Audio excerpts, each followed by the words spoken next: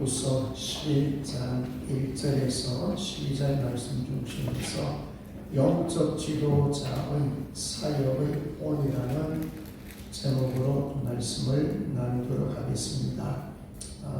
본은 본보기, 모범, 모델 이런 뜻으로 보시면 되겠습니다. 자, 우리가 신앙생활하면서 제일 닮아야 할 분은 누구세요? 예수 그리스도를 닮고자 무진장 노력하고 있을 것입니다. 저희 그림 한 장 잠깐 그려보겠습니다. 자, 예수님께서 3년 공생애 동안에 많은 사역을 하셨는데 이제 마지막 부분에 가면 저 그림은 무슨 그림이에요? 제자들의 발을 씻어 주십니다. 이때 예수님 하신 말씀이 내가 주와 선생이다. 내가 너희들의 발을 씻은 것처럼 너희들도 서로 발을 씻어라. 자, 예수님께서는 오늘 보이시면서 제자들에게 너희들도 그렇게 하라. 3년 공생의 기간 동안에 저 사건뿐만 아니라 모든 사건에서 섬김, 또 사랑하심, 또 기도하시는 부분, 전도하는 부분, 모든 삶에 사실 제자들과 함께 하면서 본으로 보여주셨어요. 자, 그런데 예수님을 본받은, 예수님을 닮은 사도 바울이 고린도전서 11장 1절에 내가 그리스도를 본받는 자가 된 것 같이 너희는 나를 본받는 자가 되라. 자, 이 메시지는 쉬운 메시지가 아닙니다. 자, 너희들은 나를 본받아라.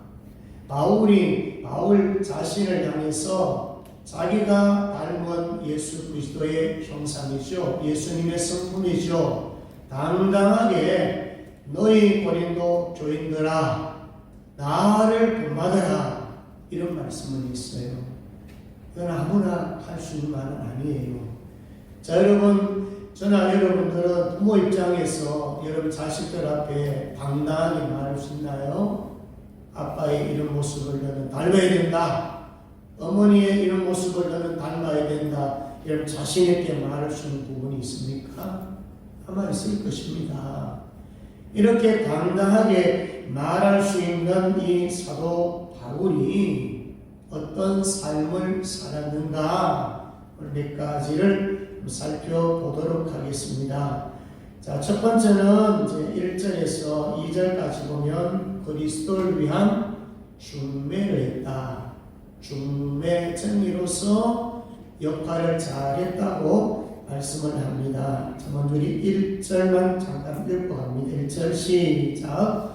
원하건대 너희는 나의 종들이 썩은 것을 용납하라. 청하건대 나를 용납하라. 자, 첫째 1절 시작이 어떻게 되냐면은 어리석은 것을 너희들이 용납해라. 왜 이런 말을 했을까요? 자랑하는 것을 계속 어리석다고 얘기했죠. 거짓 선지자들이 자기 자랑한 것을 보고 사도 바울은 사실상 자기 자랑하는 것은 어리석도다. 되게 자다찬했잖아요. 그리고 남의 공로까지 빼앗아서 자랑했잖아요. 그러면서 다른 사람을 무시했잖아요.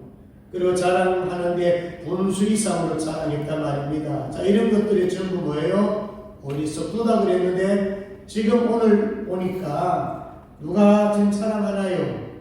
바울 자신이 지금 자랑해야 되는 거예요. 이거는 자랑을 할 수밖에 없는 지금 상황이 온 거예요. 그래서 먼저 고린도 교인들에게 이해를 시키고 설득을 시킨 겁니다. 내가 지금 자랑하는 거, 내가 이 어리석음을 너희들 용납해라.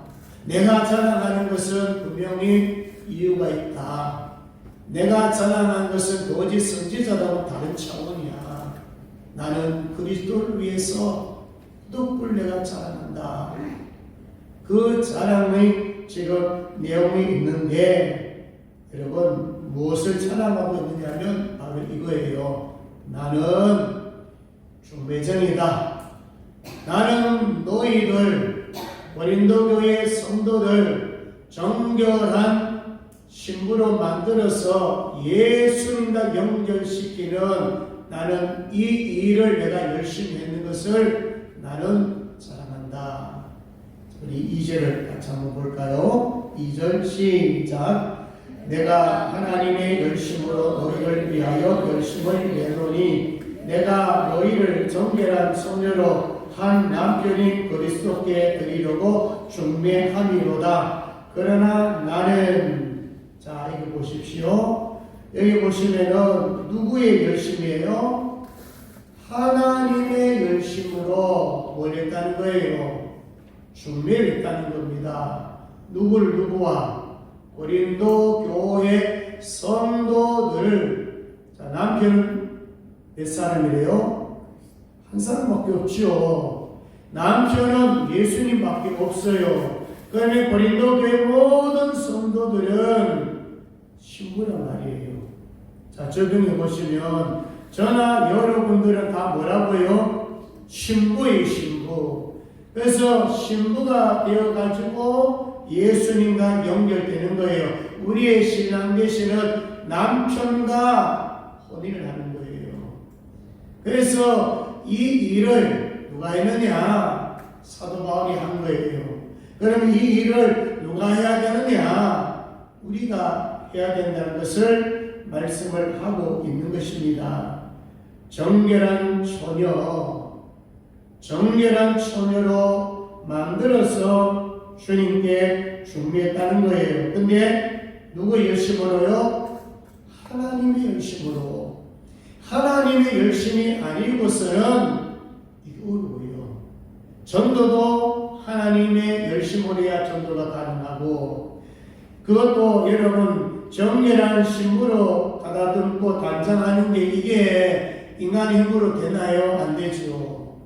성령의 기름 부음이 있어야 되는 거죠. 하나님의 은혜가 있어야 되는 거죠. 내 어떤 힘을 가지고, 내 생각을 가지고, 내 촉을 가지고 불가능합니다. 그래서 이 영적인 힘이라 하는 것은 내가 외적인 뭔가를 가지고 있다고 해서, 외적인 실력이 있다고 해서, 설득력 있다고 해가지고 되는 것도 아니에요. 그래서 사도 바울이 강조한 것은 뭐냐면은 하나님의 열심으로 하면 반드시 이루어진다. 그런 말씀이에요.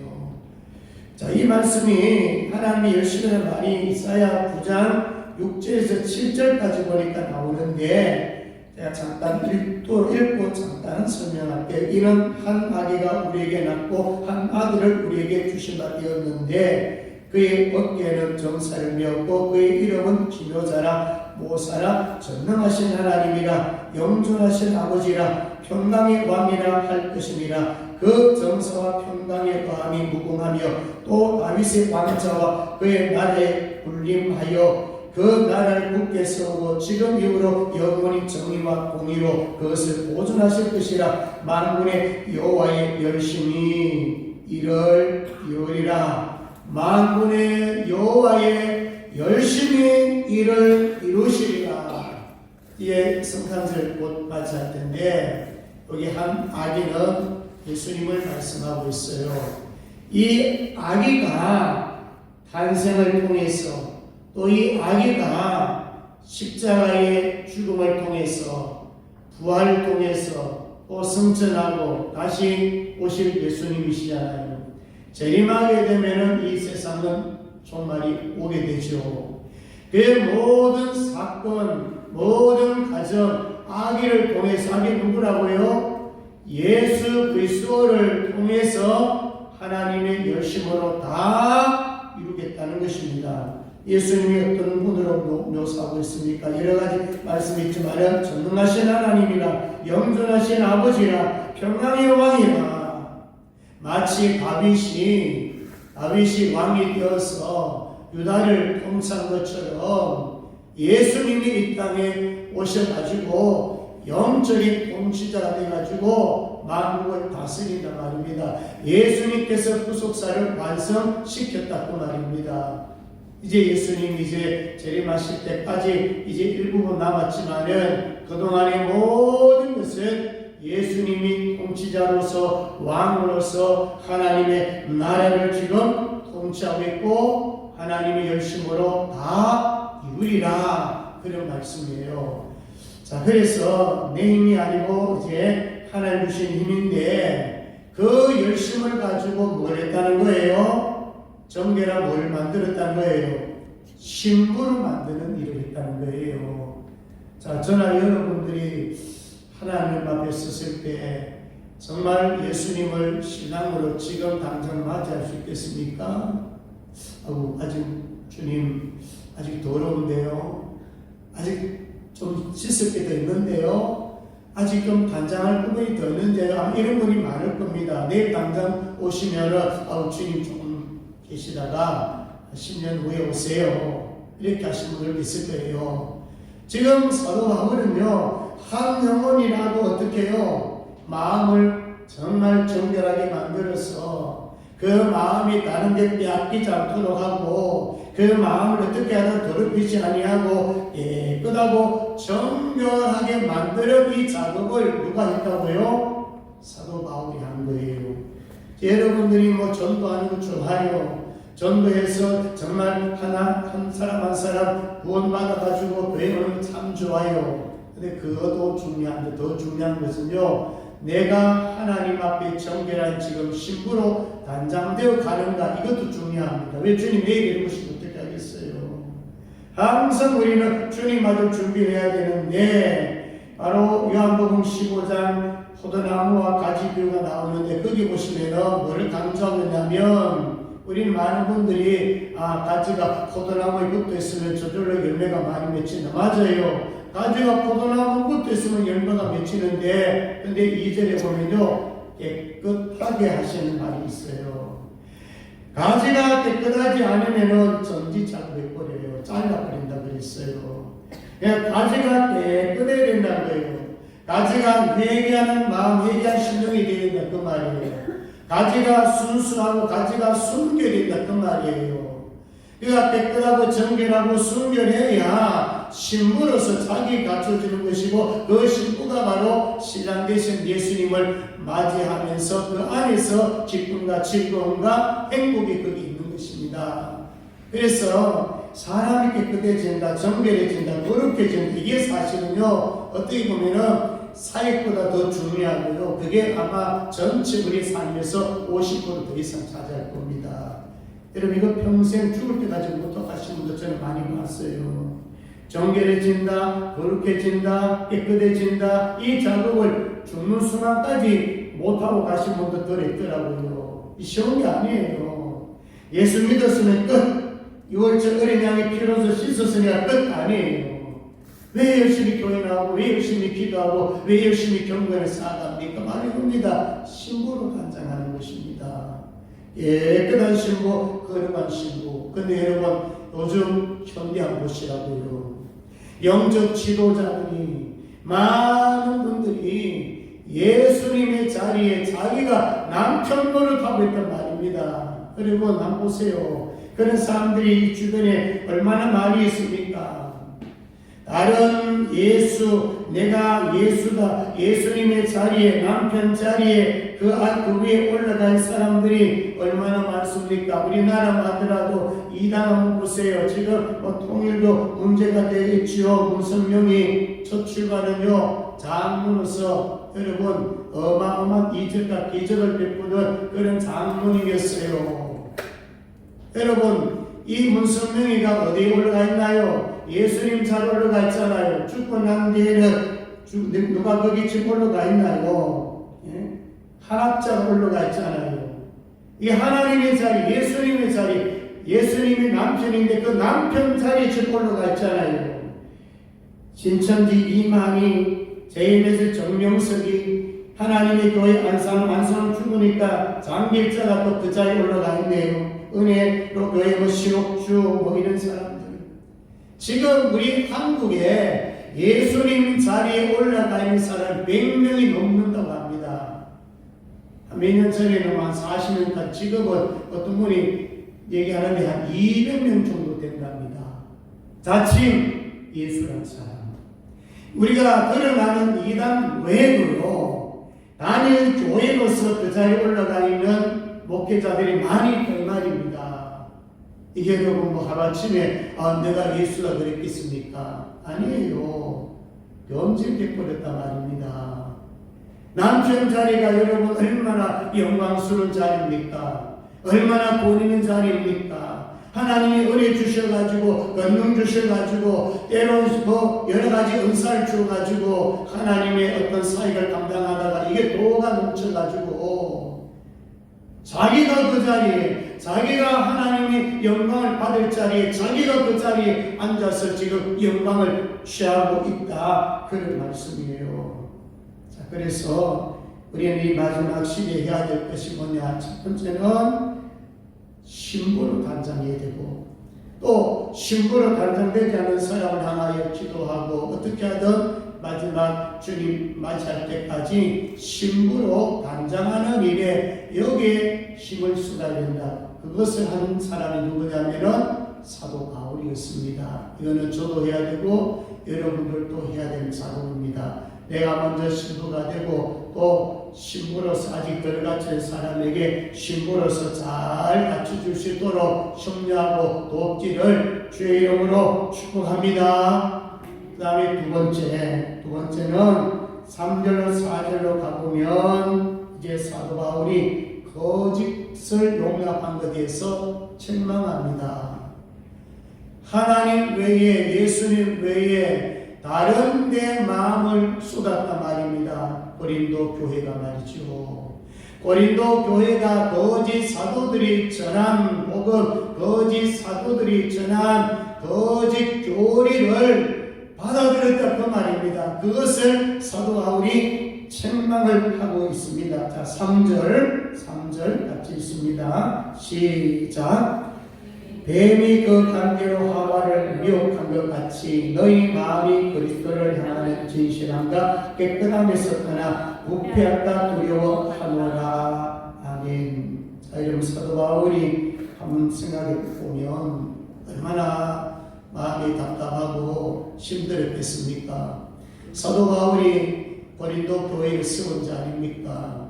거기에 순수한 복음을 전해서 그래 나름대로의 그 교회가 형성이 되었단 말입니다. 그런데 거짓 사도, 거짓 선지자들, 거짓 교사들이 거기 들어가가지고 거짓을 지금 퍼뜨렸단 말입니다. 그런데 그것을 누가 받았다고요? 고린도 교회 성도들이 그대로 다 수용을 해버렸네. 여러분, 그럴 때 바울이 뭘 염려합니까? 마음이 그리스도를 향하는 진실함과 깨끗함에서 떠나 부패할 것 두려워하느라 사실은 많이 부패되었죠. 마음이 지금 하나님께로 향하여야 되는데 거짓 선지자들에게 지금 향했다 그런 말씀이에요. 그러니까 이 사탄은 가장하고 포장하고 빼앗는다 그랬잖아요. 이 사탄은 어떻게 하든지 하나님의 말씀에서 벗어나게 만든다 그 말입니다. 그래서 예를 든 것이 뭐예요? 뱀이 하와를 유혹한 것처럼 뱀은 사탄이죠. 말로서 어떻게 해요? 유혹했잖아요. 그거 다 먹으면 너도 하나님처럼 돼. 얼마나 부추겨 주었습니까? 말씀을 통해 가지고 말씀을 왜곡시키고 변경시켜 가지고 사람의 마음에 교만한 마음을 집어넣어서 결국은 따먹게 만들었잖아요. 우리 주변에 있는 수많은 사람들, 특히 이단에 빠진 사람들 조심해야 될 것이 이런 부분이에요. 유사복음을 가지고 온단 말입니다. 마치 예수를 잘 읽은 것처럼 강면 천사로 둔갑해서 나타난단 말입니다. 그래서 우리는 하나님의 말씀을 분별할 수 있어야 된다. 디모데후서 2장 15절에 나는 진리의 말씀을 옳게 분별하며 부끄러울 것이 없는 일꾼으로 인정된 자로 자신 하나님 앞에 드리기 힘써라. 말씀을 옳게 분별할 수 있는 능력, 이것이 우리에게 있어야 되는데 말씀을 들을 때 이것을 분별해야 되는데 분별하지 못하니까 넘어가잖아요.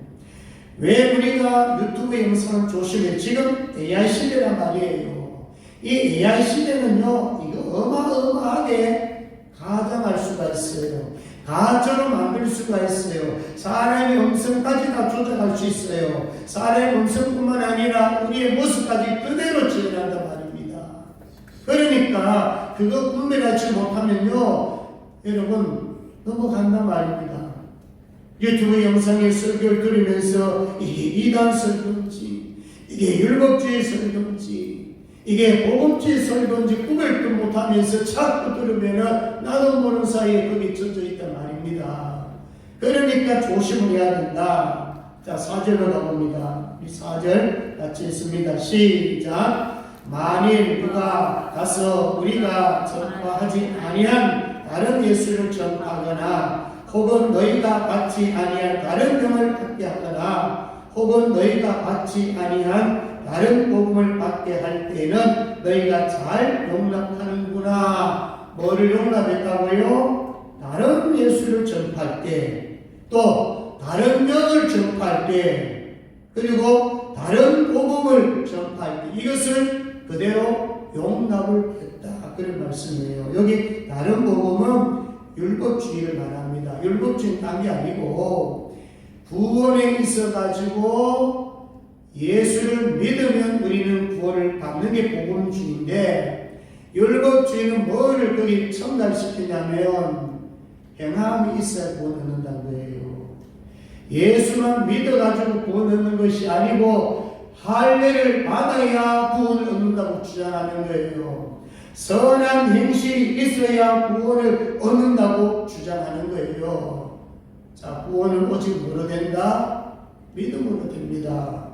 믿음을 가진 이후에 변화되고 성장하고 성숙하는 것은 그건 구원의 조건은 아니에요. 신부가 되고 정결하게 깨끗하게 되어가지고 성화는 되어가지고 더 좋은 신부가 되는 거지, 그걸 했기 때문에 구원 얻는 게 아니라 말입니다. 구원은 오직 믿음으로 가능한 것이고, 구원은 내 쪽에서 1%의 노력으로 된 게 아니에요. 100%의 하나님의 은혜와 하나님의 사랑과 하나님의 능력으로 될 줄로 믿습니다. 이거 구원이란 말입니다. 근데 여기다가 자꾸 뭔가를 첨가시켜요. 그건 아니에요. 이게 율법주의입니다. 그러니까 갈라디아서 1장 6절 8절까지도 보면 다른 복음은 없나니 다른 복음에 들어오면 그리스도 복음을 변하게 하려 합니다. 다른 복음에 들어와가지고 자꾸 갈라디아 교회 성도들 전부 헷갈리게 만들고 자꾸 변질시킨다 그 말입니다. 그래서 사도 바울이 갈라디아 교인을 향해서 뭐라고 했는지 아십니까? 전한 복음 외에 다른 복음을 전하면 저주를 받을 것입니다. 사실 이 사람들은 다 나중에 저주 왔습니다. 무정행이 집어넣습니다. 이거는 어마어마한 지옥에 가서도 이들은 엄청난 심판을 받는다 그 말입니다. 그래서 우리는 다른 복음인지 잘 분별해서 복음을 받아들이고 우리도 전할 때에 제대로 된 복음을 전해야 됩니다. 사도행전 4장 12절 다른 이로서는 구원을 받을 수 없나니 그랬거든요. 자, 오늘날 그 뭐가 문제입니까? 종교다원주의가 문제예요. 이 종교다원주의는 뭐냐면 기독교만이 구원이 있다는 게 아니에요. 다른 종교에도 나름대로 진리가 있고 나름대로 구원이 있다고 주장하는 게 종교다원주의예요. 불교에도 구원이 있다고 주장하는 거예요. 이슬람에도 구원이 있다고 주장하는 거예요. 유대교도 구원이 있고 천주교도 구원이 있고 어느 종교라도 잘만 믿으면 구원이 있다 이렇게 전하는 사람이 이거는 종교다원주의자들이에요. 맞습니까? 구원은 어디에만 있나요? 기독교만 있는 거예요. 구원은 예수 믿음으로 가능한 거예요. 예수 제대로 믿으면 구원이 있는 거예요. 천주교 안에도 예수 제대로 믿으면 그 사람은 구원받아요. 그렇기 때문에 확실하게 우리는 이 부분을 정리해야 되는데요. 지금 종교다원주의가요, 지금 미국 사람들은요 50%가 종교다원주의를 믿고 있어요. 유럽에는 80%가 지금 종교다원주의를 믿고 있어요. 그럼 우리나라는 몇 프로 될까 통계를 난 모르겠는데 우리나라도 여러분 주로 보면은 미국을 닮아가거든요. 적어도 20, 30% 이상은요, 우리나라도 종교다운 줄 믿고 있습니다. 여러분, 전도해 보세요. 불교도 구원 있다고 그러잖아요. 여기 불교들 만나가지고 전도해 보면, 우리도 구원 있다고 주장하더라고요. 자, 이런 거예요. 그리고 이런 다른 영은 뭐예요? 다른 영은 딴 거 아니에요. 예수의 영 외에 전하는 것입니다. 그건 뭐예요? 악한 영들 아닙니까? 다른 영은 딴 게 아니에요. 예수님의 인성과 신성을 부인한 영이에요. 그게 다른 영이에요. 그러니까 초대 교회에 고린도 교회뿐만 아니라 여러 교회에 들어온 것이 뭐냐면은 바로 그런 것이 들어온 것입니다. 예수님의 신성 부인하는 사람, 예수님의 인성을 부인하는 사람, 이런 영들이 들어와가지고 또 교회를 또 흔들어요. 자, 그래서 이 두 번째는 우리가 거짓 것을 용납한 고린도 교회를 책망하고 있습니다. 자, 우리 생명생교회는 순수한 복음에 들어오고 정말 성령의 영으로 지배받고 어떻게 하든 순수한 복음을 가지고 살아야 됩니다. 그러니까 그렇게 되면 순결한 신부가 될 수가 있고 이 마지막 시대에 사실은 승리할 수 있는 자가 바로 이런 자들입니다. 정말 순수한 복음만 의지하고 나가시기를 주의 이름으로 축복합니다. 마지막 세 번째로 5절에서 12절까지 보면은 자, 이런 내용입니다. 사도 바울이 이렇게 말해요. 나는 다른 사도들보다 부족한 것이 조금도 없다. 자, 우리 5절 같이 읽습니다. 시작. 나는 지극히 다른 사도들보다 부족한 것이 조금도 없는 줄로 생각하노라. 여기 나오는 다른 사도들, 이거는 예수님의 12제자를 얘기하는 거 아니에요. 이거는 거짓 선지자를 빗대서 얘기하는 것입니다. 거짓 사도들 빗대서 얘기하는 것입니다. 왜냐하면 거짓 사도들이 자칭 자기네들도 사도라고 지금 얘기하는 자들이거든요. 이 말은 그거예요. 내가 거짓 사도들하고 내가 비교가 되겠느냐. 내가 그들과 비교하면 부족한 게 조금도 없어. 나는 하나님을 제대로 믿는 사람이야. 나는 예수님을 제대로 만난 사람이야. 내가 전한 복음은 참된 복음이야. 저 거짓 선지자들, 거짓 사도들하고는 나는 달라. 그 말씀이에요. 그러면서 6절에 봅니다. 자, 6절도 같이 읽습니다. 시작. 내가 비록 말에는 부족하나 지식에는 그렇지 아니하나니 이것을 우리가 모든 사람 가운데서 모든 일로 너에게 나타내었노라. 자, 말에는 부족한, 사실 사도 바울은 말은 좀 부족했답니다. 그러니까 설교자로서 사실 말은 그렇게 시원시원하게 사람들 듣기 좋게 그렇게 얘기 안 했답니다. 그만큼 말은 좀 어설펐대요. 그렇지만 물론 그것 때문에 사실은 말이 조롱도 받고 비난을 받았어요. 그렇지만 사도는 뭐라고 말합니까? 지식에는 그렇지 않다. 나는 하나님 제대로 알고 예수님 제대로 알고 너희들 학문만 자랑하지 나 너희들 더 이상으로 나 학문 있어. 사실 사도 바울을 어디 내놔도 어떤 것을 가지고 논쟁을 해도 사도 바울은 다 이겨요. 그만큼 실력자예요. 다 갖춘 자예요. 그런데다가 제대로 예수를 만났으니까 제대로 복음을 전하지요. 그 다음에 이 복음을 이제 전하기 위해서 겸손한 그런 자세를 가지고 복음을 전하는데 전 지역에 고린도 지역뿐만 아니라 여러 지역에 이제 복음을 전하는데 7절, 8절, 9절 이 내용은 뭐냐면 이런 것입니다. 내가 복음 전하는데 이런 마음이야. 나는 무도 끼치지 않고 폐도 끼치지 않았어. 왜냐하면 그 당시에 교회들 다 어려웠었거든요. 요즘 말하면 전부 우리 어려운 농어촌교회 성교 헌금해가지고 우리가 구제 헌금도 보내드리고 성경 보내드리잖아요. 거의 다 대부분 구제를 받을 그런 교회들이에요. 그래서 사도 바울이 어떤 성교합니까? 자비랑 성교했어 대부분. 그러니까 사도 바울은 천만을 했어요. 직장을 가졌어요. 왜? 교회에 무를 끼치면 안 됩니다. 왜냐하면 교회를 거의 대부분 구제 대상자들이고 도움받을 그런 교회인데 사도 바울이 그들에게 성교를 요청하는 것이 누가 된단 말입니다. 그래서 일부분에 사도 바울이 정말 자기가 일을 해서 자비나 성교를 많이 했던 자가 바로 이 사도 바울입니다. 그 정신은 뭐냐면 어떻게 하든 성도들에게는 유익을 취해야 된다. 나 때문에 성도들이 짐이 되어서는 안 된다. 이런 실정을 가지고 사도 바울이 복음을 전했다는 것입니다. 자, 이어서 넘어가서 이제 마무리하겠습니다. 10절, 11절, 12절에 보면 사도 바울의 마음이 어땠느냐, 정말 우리가 사도 바울이 가졌던 그 마음, 어떤 부분을 우리가 좀 본받아야 되느냐, 간략하게 좀 정리하고 말씀을 마무리하겠습니다. 자, 10절 같이 있습니다. 10절 시작. 그리스도의 진리가 내 속에 있으니 아가야 지방에서 나의 이 지방이 맡기지 아니하니라. 자, 사도 바울이 그리스도의 진리가 내 속에 있으니, 이게 사도 바울의 강점이에요. 내 안에는 그리스도의 진리가 내 안에 있다. 나는 예수로 충만하다. 나는 예수의 진리로 충만하다. 나는 말씀으로 충만하다. 이게 사실 사도 바울에 있어서 가장 큰 무기입니다. 여러분, 말씀 하루아침에 마음에 쌓이지 않습니다. 계속 여러분 말씀을 묵상하고 읽고 쓰고 반복하고 암송하고 이렇게 해서 내 안에 이 자산으로 말씀이 있어야 되는 거예요. 이 사도 바울이 이 부분이 강했고요. 그 다음에 11절로 가봅니다. 11절 같이 합니다. 시작. 어떤 까닭이냐, 내가 너희를 사랑하지 아니함이냐, 하나님이 아시느니라. 자, 하나님 뭘 아신다고요? 사도 바울이 뭐가 있는 거? 사랑. 정말 사도 바울에게는 고린도 교회를 사랑하는 그 마음이 있었어요.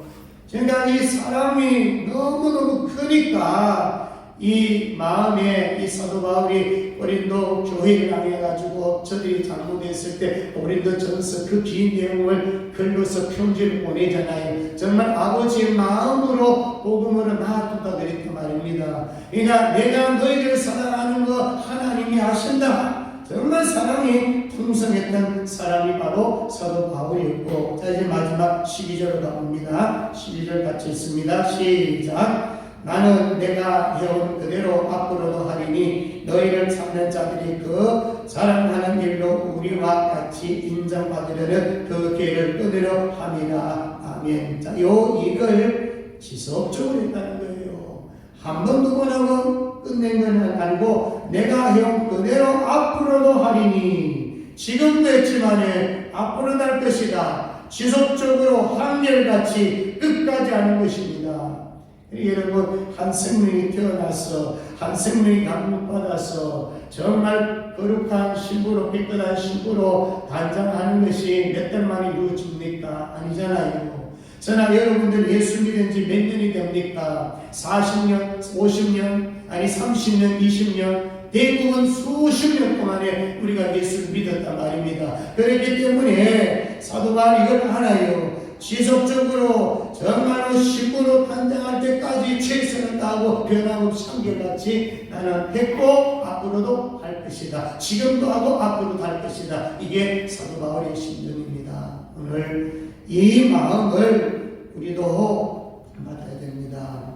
우리도 진리 가운데 있고 예수를 충만하고 사랑 충만하고, 그리고 지속적으로 한 사람 우리가 전도했으면은, 한 명은 사랑했으면은 지속적으로 끈질기게 주님께서 주신 그 사랑을 가지고, 로마서 8절에 우리가 죄인 됐을 때 그리스도께서 우리를 위하여 죽으심으로 하나님께서 우리에게 대한 자기의 사랑을 확증하셨느니라. 주님께로부터 받은 사랑, 하나님 우리에게 부어진 그 사랑을 가지고 끝까지 충성하라, 그런 말씀입니다. 오늘 말씀 가운데 정말 사도 바울 우리에게 좋은 본을 보여주는데, 첫째는 중매정의로서, 두 번째는 거짓을 용납한 고린도 교인들을 책망하면서 바르게 세워주는 일, 그리고 마지막 부분에서는 내가 이렇게 하는 것은 내가 내 안에 진리가 있어서 그렇다. 나는 예수 안에 있어서 그렇다. 그리고 내가 너희들을 뭐 한다고요? 너무너무 사랑하기 때문에 그런다. 그러니 앞으로 내가 너희를 향해서 계속해서 내가 하고자 하는 것은 바로 신령한 정말 중매정의가 되어서